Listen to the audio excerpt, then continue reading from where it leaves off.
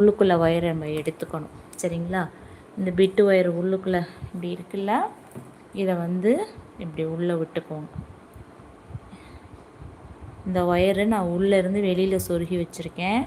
இதை உள்ளுக்குள்ளேயே விட்டு வெளியில் எடுத்துக்கிட்டு இங்கே பாருங்கள், இதை நெட்டுக்கா தெரியுதா, இதில் நெட்டாக இப்படி சொருகி விட்டுருங்க. ஒரு 5 நாட்டுக்கு சொருகி விட்டுருங்க. நான் சொருகிட்டு உங்களுக்கு காட்டுறேன். இப்படி சொருகிறேன், கையை உள்ளே விட்டு சொருகிட்டு காட்டுறேன்.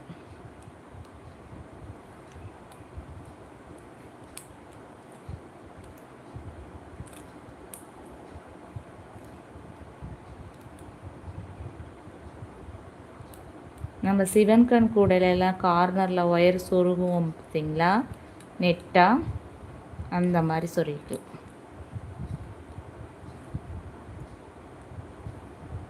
ஒரு 4 நாட்டுக்கு 5 நாட்டுக்கு சொருகினீங்கன்னா போதும்.